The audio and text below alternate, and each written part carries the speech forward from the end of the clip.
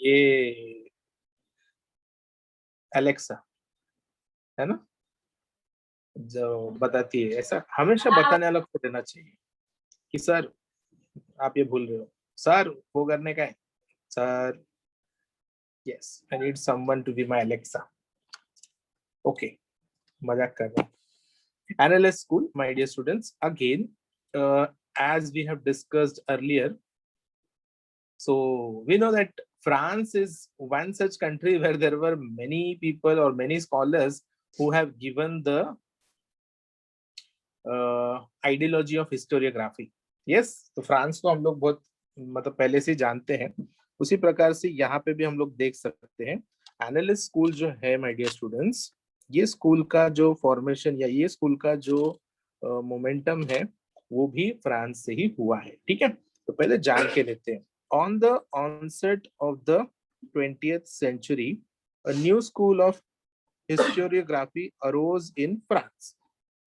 On the onset, onset means beginning, onset means beginning, so at the onset, at the beginning, किसके beginning में? 20th century के beginning में। तो 20th century शुरू कब होता है? 1901 से शुरू होता है, ठीक है, और 2000 में कंप्लीट हो जाएगा। ओके, तो at the onset of 20th century मतलब at the beginning of 20th century, a new school of historiography arose in France, and the name of this school is NLS school. क्या नाम है इसका? NLS school. Okay, यहाँ तक clear है? कोई problem नहीं। 20th सेंचुरी की शुरुआत में एक नया स्कूल ने अपना आइडियोलॉजी रखा। उस स्कूल का नाम क्या था? Annales school. कहाँ को बिलोंग करता था ये? फ्रांस को बिलोंग करता था। ठीक है, चल आगे बढ़ते हैं। Annales school gave a new direction to history writing. History writing को क्या बोलते हैं हम लोग? Historiography. Wonderful, Historiography. Fantastic fantastic my dear students. Writing of critical historical narrative, इसी को तो बोलते हैं, है ना। तो हिस्ट्री राइटिंग मतलब भी क्या? हिस्टोरियोग्राफी। ओके, ठीक है। तो इसने एक नया डायरेक्शन दिया, मतलब इस स्कूल ने एक नया डायरेक्शन दिया towards the ideology of historiography. क्या था वो नया direction? It was recognized now that history is not only about political events, kings, great leaders, and accordingly politics, diplomacy and wars.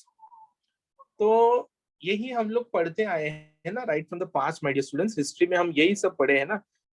बड़े बड़े राजा महाराजा लोग जो थे, जो पॉलिटिकल लीडर्स जो थे, महात्मा गांधी, पंडित जवाहरलाल नेहरू, सुभाष चंद्र बोस, लोकमान्य तिलक, है ना। और पॉलिटिक्स के बारे में, किस तरीके से राजनीति चलता था, किस तरीके का एक एक मूवमेंट्स था, है ना। Quit India movement, then non cooperation movement, civil disobedience movement. तो जो पॉलिटिक्स के एक्टिविटीज थे, वो डिप्लोमेसीज जो चलते थे। डिप्लोमेसी मतलब क्या? अगेन पॉलिसी को ही डिप्लोमेसी बोल सकते हैं, मतलब how administration was been carried out. Okay, कैसे राज्यों को चलाया जाता था। वॉर वगैरह, first world war, second world war, then battle of Panipat, है ना, battle of Buxar, battle of Srirangapatna, ये सब चीजें देखे हैं हमने। लेकिन इतना ही नहीं होता है। ओके, एनालिस्ट स्कूल का मानना है कि इतना ही हिस्ट्री नहीं होता है। History include something more than this. What more? Kindly concentrate. क्या होता है आगे? But also about the climate, local people and agriculture, trade, technology, means of communication, social divisions and their collective psychology. So there are many fields, there are many fields. Yes or no? Local people का भी इतिहास पता चलना चाहिए, climate के बारे में पता चलना चाहिए, agriculture in those days, how it was been practised, what was the way of trade, what was the way of technology, and how were the means of communication been functioning, how were the social division, सामाजिक divisions कैसे थे करके, और collective psychology, लोगों का सोच कैसा था माय डियर स्टूडेंट्स, है ना। ये सब चीज का भी इतिहास जानना जरूरी है। और रादर आई कैन से कि ये इतिहास जानना ज्यादा जरूरी है ना, कि पास्ट में भी इतने वेरिएशन होते हुए लोग किस तरीके से साथ में रहते थे करके। आज तो भाई भाई के साथ नहीं रह सकता, बराबर है कि नहीं, इतना प्रॉब्लम्स हो जाते हैं। तो लोग कैसे दूसरे दूसरे लोग एक साथ रहते थे, how was that possible? All this things, all this historical information is very very important, not according to me. ये सब चीज मैं नहीं बोल रहा हूँ, this is the thought of analyst को। देखो जरा, in the historical times, the analyst school was started by French historians. As I said earlier also, French और जर्मनी के लोग, ये दो चीज को ही हमको याद रखना है। तुम देख सकते हो कि जर्मनी के तो बहुत कम है ना। जर्मनी के कौन थे? एक तो कार्ल मार्क्स थे, और दूसरे कौन थे, उनका नाम क्या था? लियोपोल्ड वॉन हाँ, लियोपोल्ड, यस, लियोपोल्ड वॉन राइन, करेक्ट। तो ये दो ही हमको मिले जो कि जर्मनी को बिलोंग करते, बाकी सब तो मोस्टली सब फ्रांस के ही थे। तो यहाँ पे आइडिया क्लियर है माय डियर स्टूडेंट्स, काफी सिंपल वे में एनालिस्ट स्कूल का एक्सप्लेनेशन दिया है। ठीक है, क्या चीजों को ध्यान में रखना है कि एनालिस्ट स्कूल शुरू हुआ था 20th सेंचुरी के शुरुआत में। कहाँ पे हुआ था? फ्रांस में हुआ था। इसने एक नया डायरेक्शन दिया टुवर्ड्स द हिस्टोरियोग्राफी या हिस्टोरिकल राइटिंग को। ठीक है, अब वो डायरेक्शन क्या था कि उनके हिसाब से, एनालिस्ट स्कूल के हिसाब से, history is not about only political events और अबाउट ग्रेट लीडर्स या फिर राजा महाराजा या फिर डिप्लोमेसीज या फिर पॉलिटिक्स के बारे में। इतना नहीं था, इसमें कुछ और भी था, इसमें कुछ और चीजों को भी इंक्लूड किया जाना चाहिए था। एनालिस्ट स्कूल के हिसाब से किन चीजों को इंक्लूड करना चाहिए था? लोकल पीपल को, क्लाइमेट को, trade, technology, agriculture, the means of communication, social divisions and collective psychology को भी इंक्लूड करना चाहिए था। किसके हिसाब से? According to analyst school. This school was been started by some of the French historians. Are we clear my dear students? बात समझ में आई कि नहीं? Yes. यस यस, आई ओके, फैंटास्टिक। यस अनगा, अनगा, ಎಂದ आई? नथिंग सर, तो कोई डिस्टर्ब कर रहा है तुमको? हाँ सर, कौन है वो? छोटी है तो उसको मेरे पास बोलो, मैं बात करता हूँ। बड़े हो तो तुम्हें संभाल लो। अरे छोटी ठीक है, उसको बोलो बैठना है तो तू भी बैठ जा, साथ में लेक्चर सुन। ठीक है, चलो एनालिस्ट को एक बार देख लो, कुछ भी डाउट रहेगा तो पूछो क्विकली। सर, फिलोसॉफी और साइकोलॉजी में क्या डिफरेंस है? फिलोसॉफी एक आइडियोलॉजी हो सकता है, बराबर। साइकोलॉजी एक सोच है। हाँ, ज्यादा डिफरेंस क्या है कि फिलोसॉफी यूनिक होता है, कोई तो एक नया आइडिया डेवलप किया, लेकिन साइकोलॉजी बहुत कॉमन हो सकता है। जैसे कि थिंकिंग। एग्जांपल दूं क्या? भाई लेकिन डाउट किसने पूछा? Yes. वो बंद, उसका ही हुआ वीडियो बंद है। ममता सर। ममता, ऑन है वीडियो क्यों सर। बंद? अरे वीडियो क्यों बंद है? सर ऑन है। हाँ ऑन है, वही बाकी तो गायब हो गई।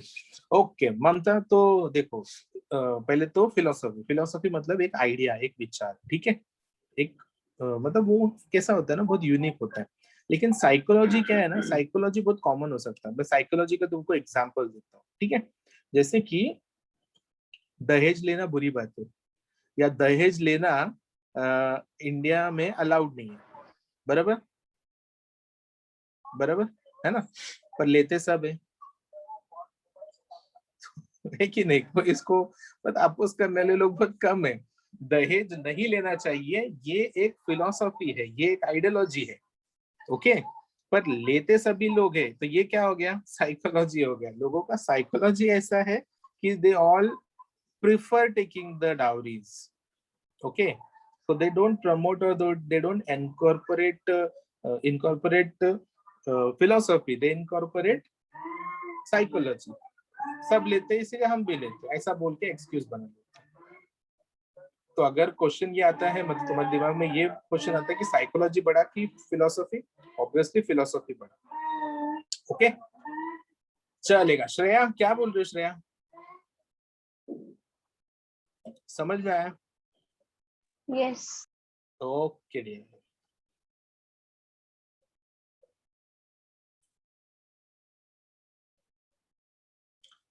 चलो वीडियोस कुछ लोगों के बंद है, मुझे नहीं पता क्यों बंद है।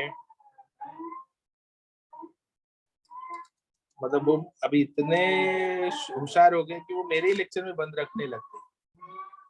इस सर को क्या पता चलेगा, है ना? इतने होशियार हो गए। क्या बोले इन लोग को अभी में? हाँ ना नियाल, क्या बोलने का ना? दिलशाद, ध्रुव, कैसे ना? हर्षल, कैसे लोग है ना? सर डिप्लोमेसी का मीनिंग वन वर्ड में क्या आएगा? एडमिनिस्ट्रेशन।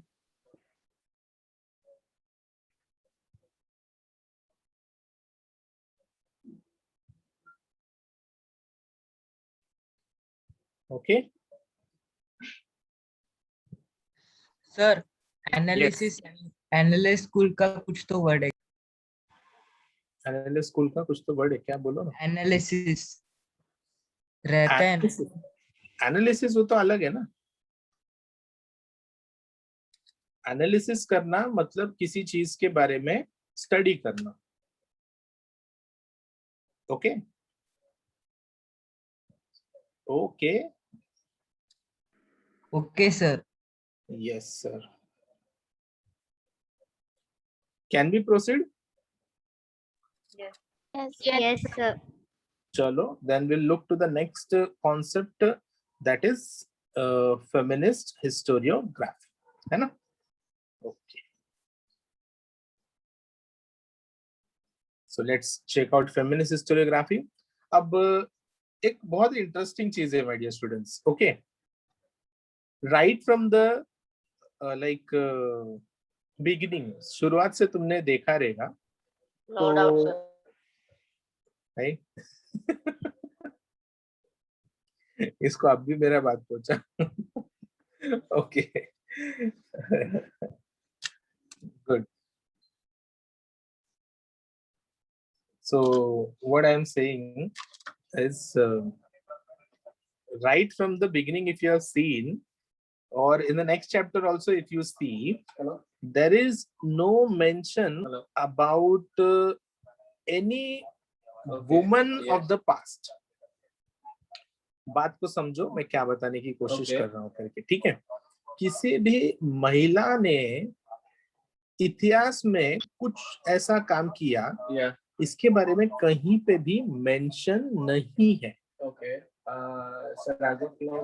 तो इज इट लाइक कि there was no existence of women in the past? Sir आप म्यूट हो। क्या बात कर रहे हैं? आवाज आ रहा है सर? सर आवाज आ रहा है। सर आवाज आ रहा है। हाँ ये ऐसे क्यों डर? निहित क्या हो गया रे बाबा? Let me just check once again. No, मैं तो बराबर हूँ। Hello hello tango charlie, come in. आप दो यूज करते हो ना? सर आपका म्यूट का आइकन आ रहा है। हाँ तो वो म्यूट। अरे मेरे आवाज को सुनो ना, आइकॉन को क्या देख रहे हो? ये चक्रम लोग क्या है तुम लोग? बावरे हो गए तुम लोग। आइकॉन देख के सोच रहे कि सर बोल रहे क्या नहीं करके। अरे अरे बाबा, मैं बोल रहा हूँ, मेरा आवाज आ रहा है कि नहीं वो सुनो और उसके हिसाब से रिप्लाई करो। Am I audible? Yes sir, you are. Yes sir. Yes sir. Nihit, हाँ मुझे निहित का रेस्पॉन्स इम्पोर्टेंट है। ओके ठीक है, थम्स अप भी है। ओके तो again coming back to my question. Okay, my question was कि right from the beginning if of the lesson if we have seen, तो हमने देखा कि कोई फीमेल के बारे में कुछ मेंशन ही नहीं कहीं पे, या कोई फीमेल ने कुछ काम किया ऐसा कहीं पे भी दिखाई नहीं दे रहा है। तो does history want to say that there was no work done by the female in the past, or is it like it want to say there were no women in the past? महिलाएं तो थी ही नहीं। ऐसा बताना चाहता है क्या इतिहास? क्या लगता है तुमको कि इसमें कुछ तो गड़बड़ है कि नहीं है? गड़बड़ है। गड़बड़ है ना? गड़बड़ है। यस, गड़बड़ है कि ऐसा हो ही नहीं सकता है कि महिलाएं थे ही नहीं। अगर महिलाएं नहीं होती तो फिर पुरुष कहाँ से आ जाते थे, बराबर है कि नहीं? आसमान से तो नहीं टपकते, है ना? तो we have to think about that. So that means there is something missing. What is that missing? कि there was never been a mention about the females or the work done by the feminist people. Okay, उन्होंने कुछ कार्य किया भी रहेगा लेकिन उसके बारे में कहीं पे भी मेंशन नहीं होता था। अब इसी चीज को एक फ्रेंच हिस्टोरियन ने क्या किया, हाईलाइट करके बताया कि भाई हमारे बारे में मेंशन ही नहीं होता है कहीं पे भी, ये कैसा हिस्टोरियोग्राफी है आप लोगों का? तो हम लोग ने भी जो काम किया है हमारे बारे में भी क्या करो, मेंशन करो। तो क्वेश्चन आता है कि क्या मेंशन करें, क्या काम किया तुमने, बराबर है कि नहीं? तो देखते हैं आंसर क्या दिया करके उन्होंने। चलो टेक्स्ट बुक पे जाते हैं।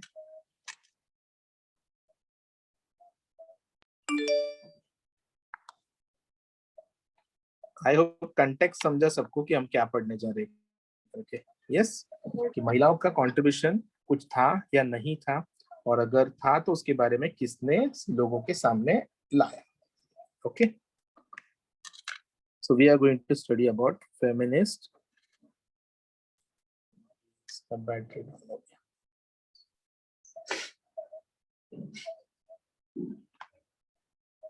So the battery down.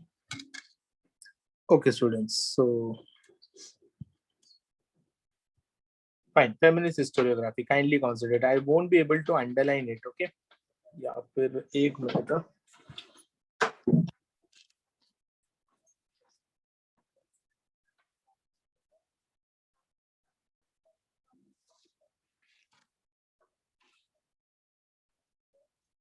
busy, I'm today बहुत busy. Okay students, so अरे यार, ठीक है, हाँ तो बोल देता हूँ, कॉन्वर्सेशन मत करना। ओके, हाँ वहाँ नहीं बोला, मैं यहाँ बोला। Okay, feminist historiography. Okay, so let's check out. So feminist historiography means the restructuring of the history from the perspective of women. बराबर है कि नहीं? यही बताया था मैंने, है ना? महिलाओं के पर्सपेक्टिव से सोचना, ओके, उनके पॉइंट ऑफ व्यू से सोचना। The writings of Simone de Beauvoir. The writings of Simone de Beauvoir. मैंने पहले भी बोला है, ये नाम तुमको अजीब लगता है तो उनको अपना नाम बहुत अजीब लगेगा, बराबर है कि नहीं? तो don't mind about the names, you just try to pronounce Simone de Beauvoir. Okay, Simone de Beauvoir. Okay, चलो, तो सिमोने डी बीवॉयर ने क्या किया? Helped in establishing the fundamentals of feminism. Fundamentals of feminism, basics, fundamentals basics. उसका जो base है, feminist historiography का जो बेस है, वो किसने सेटअप किया? तो वो सिमोने डी बीवॉयर ने किया। Okay, she was French. कुछ अलग पढ़ने मिला क्या? नहीं, मतलब यही जानकर तो हम पहले से जानते हैं कि मोस्ट ऑफ द स्कॉलर्स या तो फ्रेंच थे या तो जर्मन थे। तो सिमोने डी बीवॉयर भी कहाँ के थे? वो भी फ्रेंच के थे। ठीक है, अब उन्होंने उन्होंने क्या कहा, चलो जान के लेते हैं उन्होंने क्या कहा। The feminist historiography emphasized not only on the inclusion of women in history, but also on the rethinking of the male-dominated perspective of history. तो उन्होंने सिर्फ इतना ही नहीं कहा कि हमको इतिहास में इंक्लूड करना चाहिए करके, इतना ही नहीं कहा। उन्होंने ये भी कहा कि why there is a domination of male in this society. Yes or no? ये दोनों चीजों को उन्होंने कहा कि देखो, women were being considered as to be secondary. Why? Because men treated them like that. Getting the point? Getting the point, समझ में आ रहा है तुमको, है ना? यहाँ पे वुमन को सेकेंडरी क्यों कंसिडर किया जा रहा था? Because main made it. इंसान, बाकी भगवान का रूल नहीं था, भगवान ने सबको एक समान बनाया, लेकिन ये मेन का टेंडेंसी था to like discourage the woman. Okay, उनके बारे में मतलब नहीं उनको आगे बढ़ने देने का, उनको घर से बाहर नहीं जाने देने का, उनको पढ़ने नहीं देने का, उनको काम पे नहीं जाने देने का। तो यही चीज को उन्होंने हाईलाइट करते हुए कहा है। क्या? फेमिनिस्ट हिस्टोरियोग्राफी एम्फसाइज का मीनिंग पता है? एम्फसाइज का मतलब टू गिव इंपॉर्टेंस। किसके ऊपर इंपॉर्टेंस दिया? Not only on the inclusion of women in the history, सिर्फ महिलाओं को इतिहास में इंक्लूड किया जाए ये बात नहीं थी, but also on the rethinking of the male dominated perspective of history. क्यों इतिहास में मेल का डोमिनेशन इतना ज्यादा है? यहाँ पे एक बहुत बड़ा पॉइंट उन्होंने बता दिया। उन्होंने बता दिया कि इतिहास गवाह है कि महिलाएं क्यों पीछे रह गए। क्यों पीछे रह गए? Because of the main. Getting me? Women cannot be, see, if a student is not scoring good or if a student is failing, student का तो जिम्मेदारी, student तो blame होता ही है, but at the same time the blame also carries to his teachers also, to his parents also. Getting the point? Yes. लेकिन if opportunity is given, तुमने उस बच्चे को स्कूल में एडमिशन दिया है तो if you don't give admission to the student in a school and you blame him, then it is not done. Getting me? तो in the same way महिलाओं को अपॉर्चुनिटी दिया ही नहीं और फिर उनको बोलना कि तुम बैकवर्ड हो, तुम सेकेंडरी हो, that doesn't make any sense. बात समझी? ओके, चलो आगे बढ़ते। It drove historical research to focus in depth of the various aspects of women's life. तो अब उन्होंने जो रिसर्च वर्क कैरी किया उसमें बहुत डीप में जाकर कुछ चीजों के ऊपर स्टडी किया गया। क्या क्या चीजों के ऊपर स्टडी किया गया? एज देयर एम्प्लॉयमेंट, मतलब उनके काम के ऊपर, their role in trade union. अब वो काम करते थे तो उनका संगठन भी होता था, तो उसको बोलते हैं ट्रेड यूनियन। ट्रेड यूनियन मतलब जैसे एसोसिएशन होता है ना, अभी जैसे क्लासेस वालों का एसोसिएशन है MCOA, Maharashtra class owners association, है ना? वैसे फिर डॉक्टर्स का एसोसिएशन होता है, देन टीचर्स का एसोसिएशन होता है, पेरेंट्स का एसोसिएशन होता है, PTA, पेरेंट्स टीचर्स एसोसिएशन। तो वैसे ही ट्रेड मतलब trade union is an association for workers. Okay, then institutions working for their cause, their family life etcetera, ये सब चीजों के ऊपर रिसर्च होना शुरू हो गया, ये सब चीजों के ऊपर ध्यान देना शुरू हो गया। In the historical writings after 1990, women were portrayed as an independent social class. तो 1990 के बाद से महिलाओं को बहुत ज्यादा आजादी मिलने लगा। Okay, it was only after 1990 women were portrayed as an independent social class. Portrayed का मतलब होता है show, to show.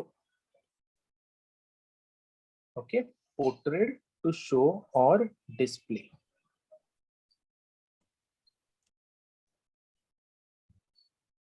Okay, चलो एक बार फिर से अगेन क्या रिपीट करूं? पोर्ट्रेट, टू शो और डिस्प्ले।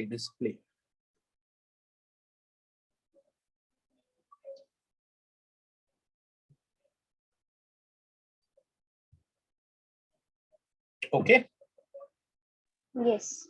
चलो एक बार रिवाइज कर लेते हैं। फेमिनिस्ट हिस्टोरियोग्राफी मतलब क्या? फेमिनिस्ट हिस्टोरियोग्राफी का बैकग्राउंड हमने देखा कि क्यों ये हुआ करते, बराबर है कि नहीं? चल, तो फेमिनिस्ट हिस्टोरियोग्राफी मतलब क्या? To restructure the history from the perspective of women, महिलाओं के पॉइंट ऑफ व्यू से सोचना, उसको बोला जाता है फेमिनिस्ट हिस्टोरियोग्राफी। अब ये कहाँ से शुरू हुआ? सिमोना डी ब्यूवायर करके जो महिला थी, उन्होंने क्या किया? उन्होंने फेमिनिज्म का फंडामेंटल्स, बेसिक्स एस्टेब्लिश किया। कहाँ को बिलोंग करती थी वो फ्रांस को बिलोंग करती थी, ठीक है? अब उनका क्या कहना था? उनका ये कहना था कि महिलाओं को सिर्फ इतिहास में इंक्लूड मत करो, साथ ही साथ ये भी देखा जाए कि मेल का इतना डोमिनेशन पास्ट में क्यों था करके। ओके, ये उनका स्टेटमेंट था. Okay, she insisted not only inclusion of the woman in the history but also to rethink of the male dominated society. dominate करना मतलब कंट्रोल करना, ये वर्ड हम लोग छोड़ दिए. dominate करना, कंट्रोल करना. कंट्रोल भी नॉर्मल नहीं है स्टूडेंट्स, एक्सेसिव कंट्रोल करना, उसको कहा जाता है डोमिनेट. ओके,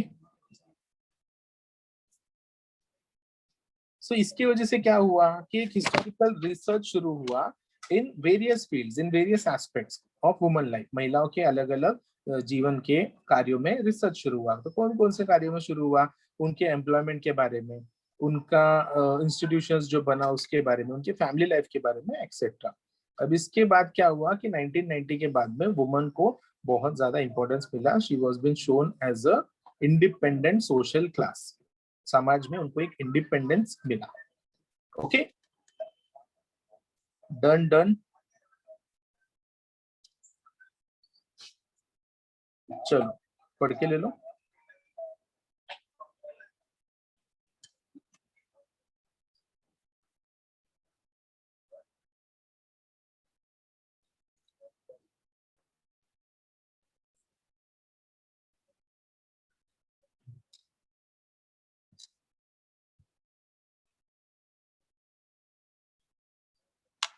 सर बोलो. Drove hmm, drove drove drove. Drove past tense of drive.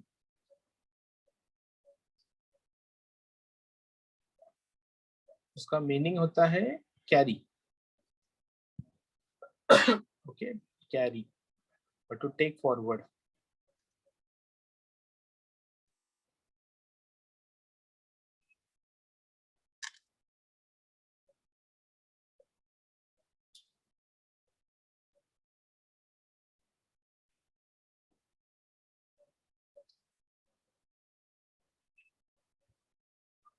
If you're done, just let me know, students. Done, sir. Done? Okay, fantastic. तो दो आइडियाज अब तक देख लिए हमने. ये लास्ट एक स्कॉलर हैं जिनके बारे में पढ़ना है. अब बोलने के लिए तो ये बहुत ही मॉडर्न इसमें पीरियड में थे, क्योंकि इनका लाइफ स्पैन था फ्रॉम 1926 टू 1984. ठीक है, तो इनका पहले के जो भी लोग थे उनसे काफी अलग कुछ तो बोलना रहेगा. तो देखते हैं कुछ अलग बोला इन्होंने कि इन्होंने भी वही चीज को घुमा फिरा के बोला. ठीक है, वो तुम मुझे बाद में बताना. चलो, क्या नाम है इनका? Mitchell focal. क्या नाम है? Mitchell Foucault.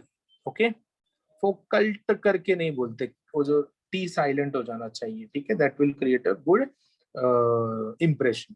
Okay, Foucault. Okay, Michel Foucault. Okay, तो the again the French historian. ठीक है, कहाँ को थे ये? फ्रेंच के थे. The French historian of the 20th century. अब 20th सेंचुरी क्यों बोला? क्योंकि 1926 से लेकर 1984. मैंने बताया था 20th सेंचुरी कहाँ से शुरू हुआ था. 1901 से शुरू हुआ था और 2000 तक चला था, है ना. तो ये जो पीरियड है वो 20th सेंचुरी में आता है. Mitchell focal brought forth a new concept in historiography. तो उन्होंने कुछ तो नया किया, इसीलिए उनके बारे में मेंशन है. लेकिन उन्होंने जो किया, क्या वो रास्ते पे खड़े रह के चिल्लाए क्या देखो मैंने कुछ नया किया, देखो मैंने कुछ नया किया? नहीं. अगेन उन्होंने अपने किताब के माध्यम से ये सब चीजों को लोगों के सामने लाया. किताब का नाम था आर्कियोलॉजी ऑफ नॉलेज. किताब का नाम क्या था? Archaeology of knowledge. argued that, argued का मतलब said. Okay, it argued that the prevailing practice of arranging historical events in a chronological order is not right.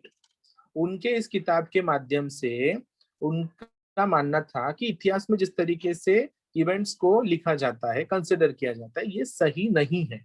किसके हिसाब से? मिचेल फोकल के हिसाब से. Okay, Yes. he drew attention to the fact that archaeology does not strive 5 or 6. to reach the ultimate historical truth but attempts to explain various transitions in the past. ठीक है, इसको हमको समझना पड़ेगा क्या कहा उन्होंने. ठीक है, उनके हिसाब से क्या था कि जो एग्जिस्टिंग प्रैक्टिस है of arranging the chronological orders of events, historical events, is not right. ठीक है, ये बात समझा क्या? ये बात समझा? ठीक है। Yes, sir. उनके हिसाब से जो एग्जिस्टिंग, प्रिवेलिंग मतलब एग्जिस्टिंग, प्रिवेलिंग मतलब existing, write down the meaning. Prevailing means existing. So the existing practice of arranging historical events in a chronological order, chronological का मतलब ही order होता है, ठीक है। मुझे पता नहीं वो chronological order क्यों डालते, ठीक है। chronological order is not right, उनके हिसाब से सही नहीं था। तो क्या वो सही बताओ ना सर, सही क्या रहना चाहिए? तो उन्होंने बताया, he drew the attention to the fact that archaeology does not strive to reach the ultimate historical truth but attempts to explain various transitions in the past. इनके हिसाब से मानना था कि अगर कोई रिसर्च किया जाएगा तो वो अल्टीमेट ट्रुथ नहीं रहेगा, वो फाइनल ट्रुथ नहीं रहेगा, क्योंकि बदलते समय के साथ हमको कुछ ना कुछ नया डिस्कवरी मिलेगा and then we will start thinking about history in a different way, और फिर हमारा वापस से जो क्रोनोलॉजिकल ऑर्डर है वो बदल जाएगा। अगेन मैं तुमको लेके जाना चाहता हूँ टुवर्ड्स द कॉन्सेप्ट ऑफ 1920, जब इंसान सोचता था कि वही सबसे बड़ा होशियार इंसान है, मतलब वही था ना, बात वही था ना। 1920 तक इंसान को लगता था कि वो सबसे होशियार है करके, लेकिन जब कौन रो यार बाबा, ओके, 1920 के बाद जब ये चीज क्लियर हुआ कि नहीं, हमसे भी पहले एक एडवांस्ड और डेवलप सिविलाइजेशन था, तो फिर लोगों को समझा ओके, तो मतलब पर्सपेक्टिव चेंज हो गया ना, बिकॉज ऑफ ट्रांजिशन। ट्रांजिशन मतलब क्या? चेंज। जैसे समय बदलते जा रहा है तो इवेंट भी बदलते जा रहा है। भविष्य में कुछ और भी नया इवेंट आएगा तो ऑब्वियसली ऑर्डर में चेंज होगा या नहीं होगा? होगा ना। यस, तो ये उनका कहना था। Okay, Foucault felt that explaining the transitions in history is more important. He called this method the archaeology of knowledge. तो उन्होंने उस मेथड को भी क्या कहा? Archaeology of knowledge. Prevailing meaning is existing. हाँ, मैंने बताया प्रिवेलिंग का मतलब होता है एग्जिस्टिंग, वही बताया ना मीनिंग मैंने। हाँ, coming to the conclusive part, my dear students, Foucault subjected the so far unacknowledged areas by historians such as psychological disorders, science of medicine, prison administration, etc. to historical analysis. So my dear students, Foucault ने क्या किया कि कुछ ऐसे fields को touch किया जो कि किसी ने अभी तक नहीं किया था। मतलब देखो, रिसर्च करना है तो you have to do something which is very much different. जो ऑलरेडी प्रूव्ड है उसके बारे में करके मतलब क्या है? तो उन्होंने किसके बारे में किया? अनएक्नॉलेज्ड एरियाज। अनएक्नॉलेज्ड मतलब अभी तक किसी ने उसके बारे में डिस्कस नहीं किया था। तो ऐसे एरियाज कौन से थे? वो थे साइकोलॉजिकल डिसऑर्डर्स। ठीक है, मतलब बताता हूँ साइकोलॉजिकल डिसऑर्डर्स मतलब क्या। मतलब साइंस ऑफ मेडिसिन है कि नहीं, मेडिसिन का ओरिजिन कैसे हुआ, उसका रीजनिंग कि क्यों मेडिसिन इंपॉर्टेंट है। देन प्रिजन एडमिनिस्ट्रेशन, कि किस तरीके, प्रिजन मतलब जेल होता है ना, एक जेल को किस तरीके से चलाया जाता है, इसके ऊपर भी उन्होंने रिसर्च किया और उन्होंने बताया कि क्या उसमें इंपॉर्टेंट है करके। ओके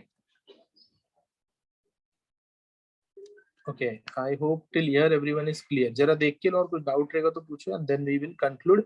और साइकोलॉजिकल डिसऑर्डर्स भी मैं बताता हूँ क्या होता है करके।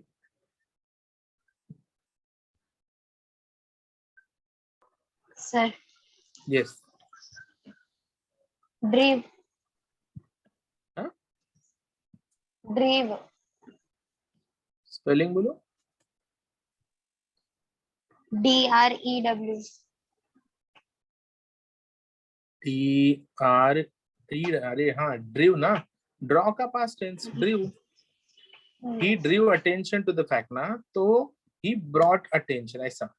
Okay, he drew attention, he brought attention. Sir strive meaning? इसका मीनिंग स्ट्रेव STRIV ना, स्ट्राइव करना मतलब to take effort. Okay, to take effort.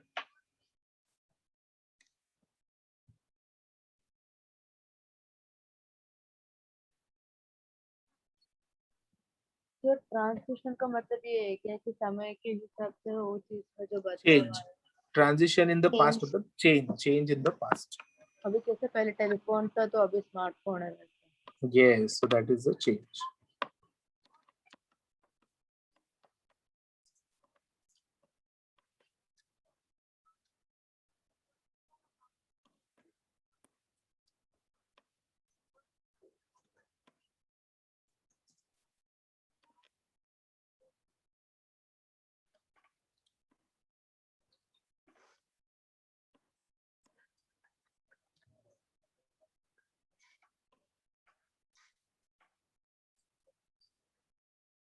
Okay, students, so coming to the conclusive part of this particular lesson, kindly concentrate.